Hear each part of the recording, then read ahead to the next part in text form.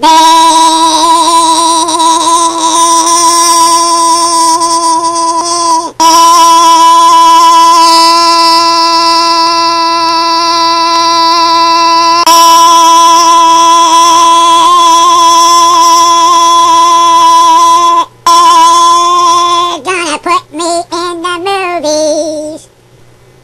gonna make a big star out of me. They'll make a film about a man known as Smerdley, and all I gotta do is act naturally. It's still raining outside. Still! It won't stop raining!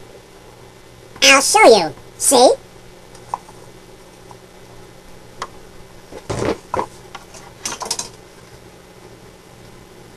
Rain!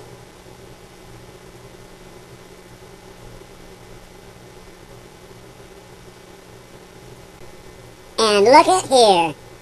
Here is this very video you're watching in progress. It's raining in SmerdleyVille.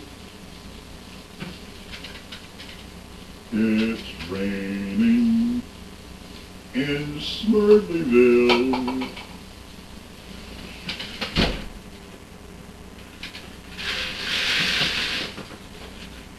It's cold, it's wet, and I can't go outside.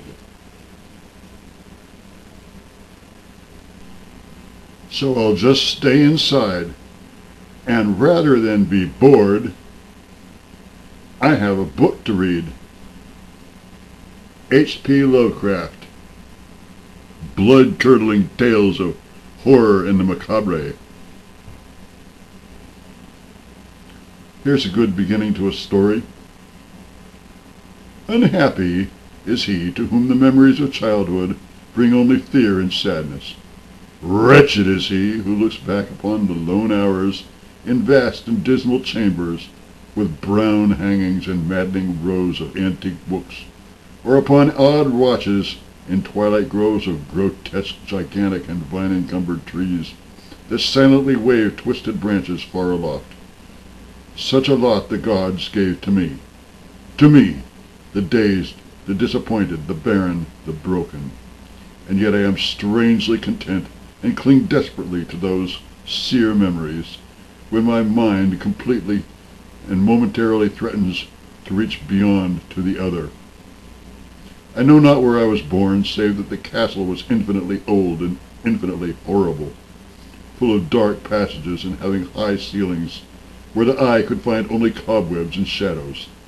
The stones in the crumbling corridors seemed always hideously damp, and there was a cursed smell everywhere, as of the piled-up corpses of dead generations. It was never light, so that I used sometimes to light candles, and to gaze steadily at them, for relief. Nor was there any sun outdoors, since the terrible trees grew high above the topmost accessible tower.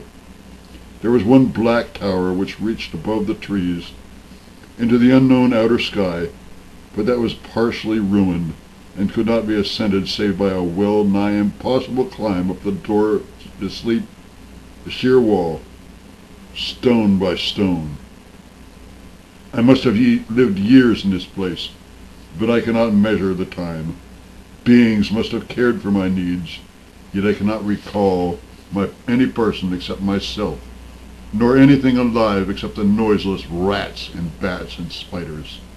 I think that whoever nursed me must have been shockingly aged, since my first conception of a living person was that of something mockingly like myself, yet distorted, shriveled, and decaying like the castle.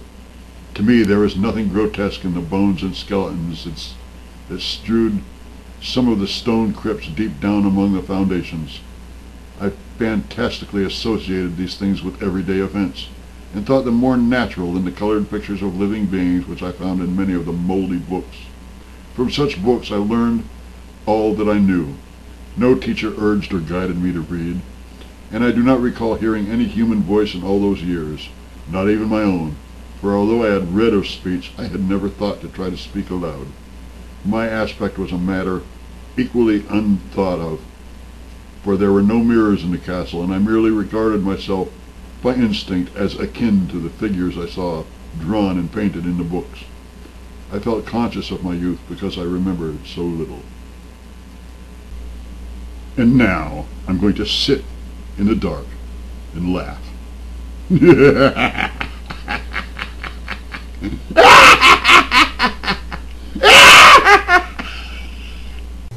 now I'm going to sit in the dark and laugh. And now I'm going to sit in the dark and laugh.